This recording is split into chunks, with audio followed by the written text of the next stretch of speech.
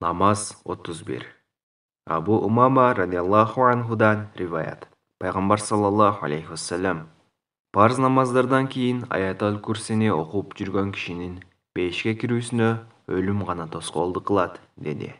Башка бир риваятта аятул курси менен Ихлас сүрөсү да айтылат. Абу Умама радhiyallahu анхудан риваят. Пайғамбар саллаллаху алейхи вассалам: парыз намаздардан кейін аятал курсини оқып жүрген кишинин бейишке кирүүсүнө өлүм гана тоскоолдук кылат, деди. Башка бир риваятта аятул курси менен Ихлас сүрөсү да айтылат. Абу Умама радhiyallahu анхудан риваят.